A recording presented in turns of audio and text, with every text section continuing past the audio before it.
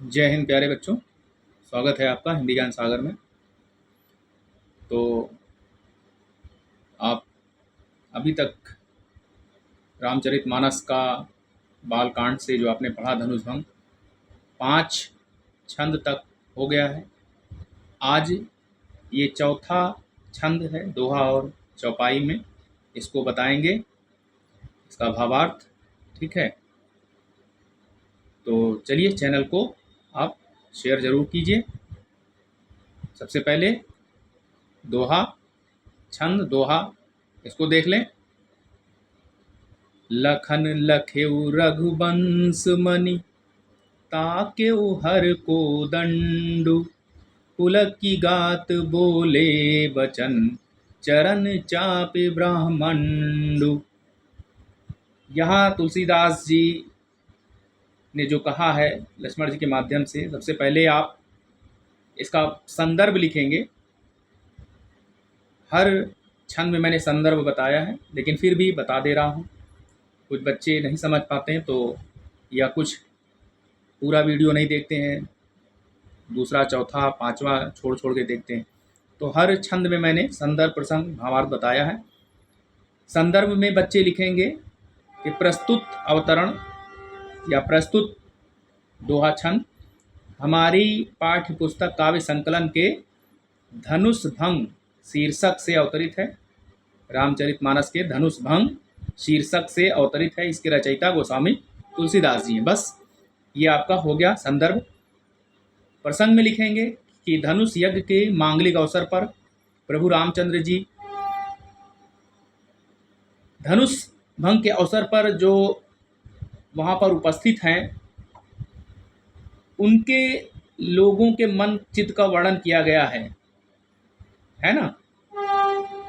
क्या लिखेंगे कि धनुष यज्ञ के मांगलिक अवसर पर रामचंद्र द्वारा, यानी प्रभु रामचंद्र द्वारा धनुष भंग के अवसर पर सभी उपस्थित, यानी बूढ़े बच्चे, नर नारी, राजा रानी, सभी जो उपस्थित है उनके लोगों के मन चित्त का ये क्या है, वर्णन है। मन में क्या चल रहा है लोगों के, इसका वर्णन तुलसीदास जी ने किया है। तो दोहा का जो भावार्थ देखिए। लखन लखेउ रघुवंश मनि, ताकेउ हर को दंडु। पुलक गात बोले बचन, चरण चाप ब्रह्मांडु।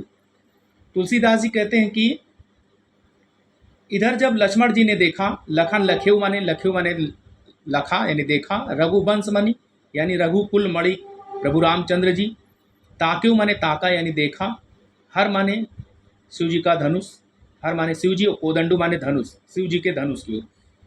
कि जब लक्ष्मण जी ने देखा कि रघुकुल मणि रामचंद्र जी ने शिव जी के धनुष की ओर देखा है, यानी ताका है, पुलक की गात बोले वचन, वो शरीर से रोमांचित होकर, पुलकित होकर, ठीक है, शरीर से पुलकित होकर चरण चाप ब्रह्मांड, ब्रह्मांड को यानी पृथ्वी को, धरती को अपने चरणों से, चरण चाप चरणों से दबाकर निम्नलिखित वचन बोले।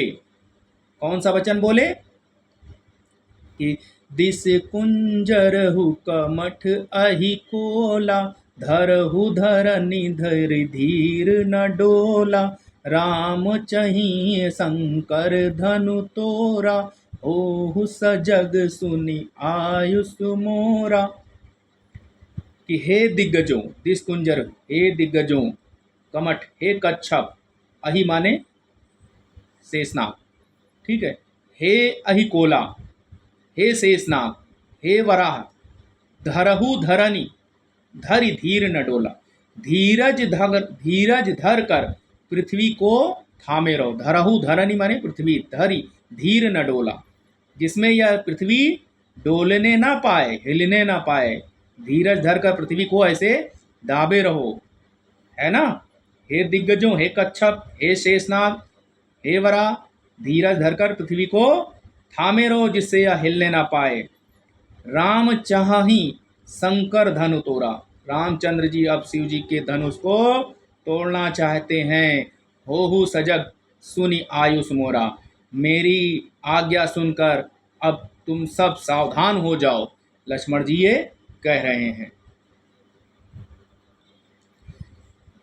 चाप समीप राम जब आए, नर नारिन सुर सुकृत मनाए। सब कर संसौ और अज्ञानु, मंद महीपन कर अभिमानु। भृगुपति केरी गर्भ गरु आई, सुर मुनि बरन केरी कदराई। सिय कर सोचु जनक पछितावा, रानिन्ह कर दारुन दुख दावा। शंभु चाप बड़ बोहितु पाई, चढ़ जाई सब संगु बनाई। राम बाहुबल सिंधु अपारु, चाहत पारु नहीं कोई कड़हारु। तो इसका भावार्थ देखिए, ये थोड़ा सा एक लाइन इधर है, यहाँ से चाप समीप राम जब आए, नर नारिन सुर सुकृत मनाए। यानी चाप समीप, प्रभु राम जब धनुष के सामने आए, यानी समीप आए, निकट आए। नर नारिन, नर यानी पुरुष, नारिन माने महिला, यानी सब स्त्री पुरुष। सुर सुकृत, सुर यानी देवता, सुकृत माने पुण्यों को। सभी नर नारियों ने, सभी स्त्री पुरुषों ने देवताओं और पुण्यों को मनाया, है ना। आगे देखते हैं, कुछ यहाँ पर भी है, ये यहाँ पर, ठीक है।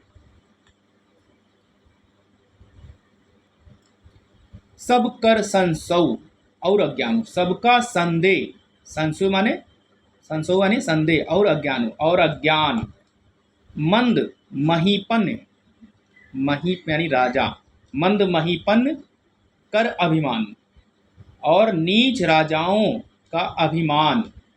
भृगुपति परशुराम जी केरी गर्भ गरुआई, यानी परशुराम जी के गर्भ की गुरुता। सुर मुनिबरन केरी कदराई, देवताओं और श्रेष्ठ मुनियों की कातरता। सिय कर सोचु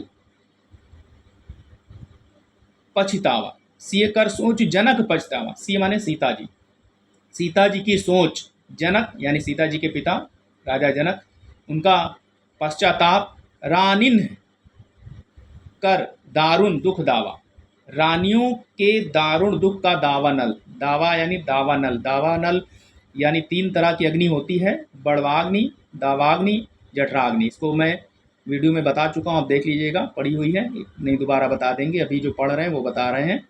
तो रानी कर दारुण दुख दावा, रानियों के दारुण दुख का दावानल यानी दुख की अग्नि, दावानल। शंभु चाप बड़ बोहित पाई, ये सब शिव जी के धनुष रूपी बेड़े जहाज को पाकर चढ़े जाई सब संगो बनाई, समाज बनाकर उस पर जा चढ़े। राम बाहुबल सिंधु अपारु, ये प्रभु रामचंद्र जी की भुजाओं के बल रूपी अपार समुद्र के पार जाना चाहते। राम बाहुबल सिंधु अपारु, यानी राम रूपी जो रामचंद्र जी की भुजाओं के बल रूपी अपार समुद्र, बल सिंधु अपारु, समुद्र के पार जाना चाहते हैं। चाहत पारु नहीं कोई कण हारु, लेकिन कोई भी केवट नहीं है। रूपक अलंकार का प्रयोग अत्यधिक मात्रा में किया गया है, ठीक है। तो एक बार फिर देख लीजिए कि रामचंद्र जी धनुष के समीप आते हैं, है ना, और सभी स्त्री पुरुष देवताओं और पुण्यों को मनाते हैं। सबका संदेह और अज्ञान, नीच राजाओं का अभिमान, परशुराम जी की गर्भ की गुरुता, देवताओं और श्रेष्ठ मुनिवर मुनियों की कातरता, सीता जी की सोच, जनक का पश्चाताप और रानियों के दुख, दारुण दुख का दावानल। ये सब शिव जी के धनुष रूपी बेड़े, जब बड़े जहाज को पा करके उस पे समाज बनाकर जा चढ़े, और रामचंद्र जी की भुजाओं के बल रूपी अपार समुद्र के पार जाना चाहते हैं, लेकिन कोई केवट नहीं है।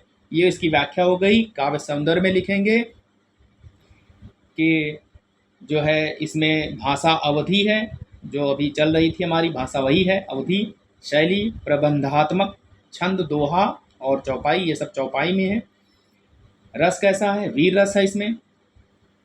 गुण प्रसाद है। अलंकार रूपक अनुप्रास। तो आप इतना लिख दीजिएगा, ठीक है बच्चों, और वीडियो को लाइक और शेयर जरूर कीजिए।